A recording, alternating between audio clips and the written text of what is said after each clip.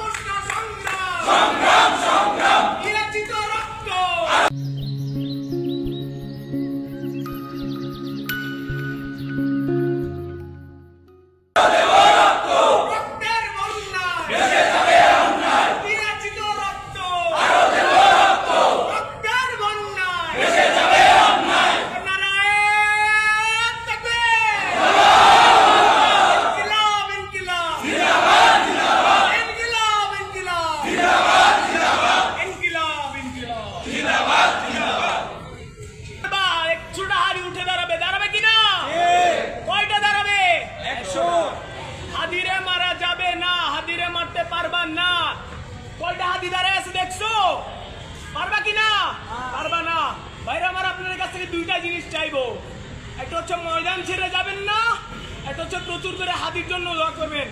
হাদি ভাই আমাদের জুলাইয়ের যোদ্ধা এবং তিনি আমাদের জন্য আজীবন চলে যাবেন। ইয়া আল্লাহ, আপনি হাদিকে এই ময়দানে ফিরিয়ে দেন আল্লাহ। ইয়া আল্লাহ, আমরা যেন আরেকবার গলা মিলাইতে পারি মাবুদ। হাদিকে ধ্বংস করা যাবে না। হাদিকে কি কেউ ধ্বংস করতে পারবে?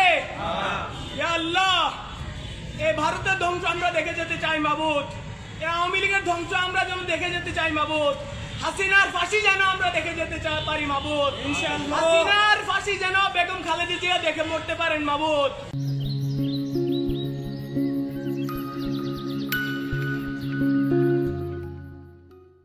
আজকের বিক্ষোভ মিছিল, যে মিছিল বাংলাদেশের 56,000 বর্গ মাইলে একজন প্রতিনিধি, জুলাইয়ের প্রতিনিধি, ইনসাফের প্রতিনিধি, আল্লাহর আইনের প্রতিনিধি জনাব শরীফ ওসমান হাদি ভাই, যাকে কিনা আজকে জুম্মাবাদ গুলি করা হয়েছে টার্গেট কিলিংয়ের উদ্দেশ্যে। সম্মানিত সুধী, আজকের এই বিপ্লবী মঞ্চে দাঁড়িয়ে এখন আপনাদের সামনে ঘোষণা বক্তব্য দিবেন বাংলাদেশ ইসলাম ছাত্র আন্দোলনের সম্মানিত সাধারণ সম্পাদক জনাব মাসুম আহমেদ ভাই। সম্মুখ সারির যোদ্ধা ছিলেন ওসমান হাদি ভাই।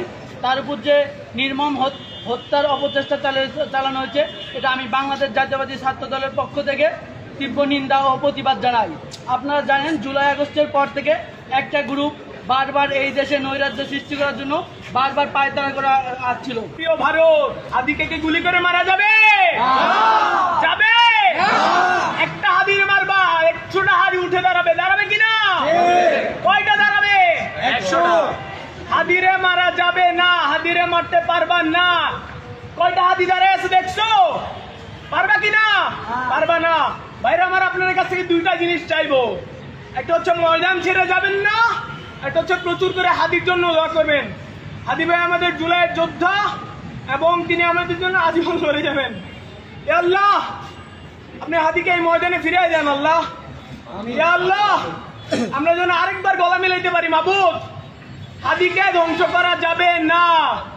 হাদিকে কি কেউ ধ্বংস করতে পারবে?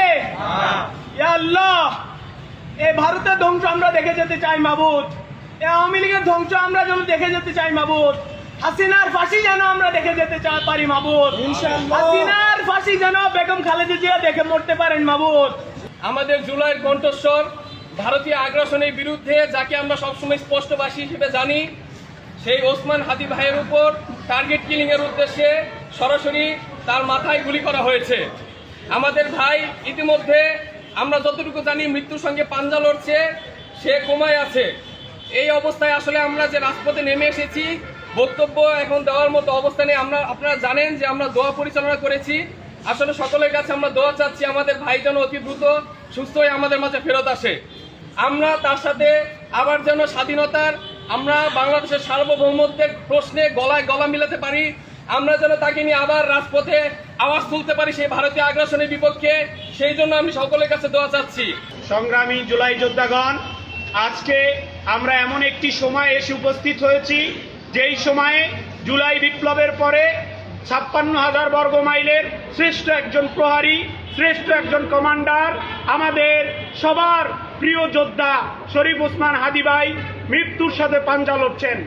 আমরা ষড়যন্ত্রকারীদের সুস্পষ্ট হুঁশিয়ারি দিতে চাই, আপনাদের শ্বাসরোধ করে দেবো আমরা ইনশাআল্লাহ। জমিনে 55 বছর আপনারা ষড়যন্ত্র চালিয়েছেন, ঢাকার জমিনে কোন ষড়যন্ত্রকারী শ্বাস নেওয়ার সুযোগ আমরা দেব না।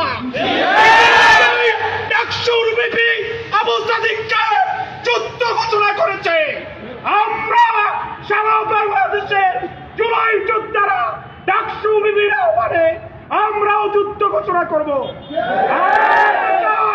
শরীর ওসমান হাদীর কিছু হলে পার্শ্ববর্তী দেশে অঙ্গরাজ্য ভেঙে ফেলবো। আধিপত্যবাদ 55 বছর ছিল, এই 55 বছরে অনেক ধরনের খেলা খেলছেন।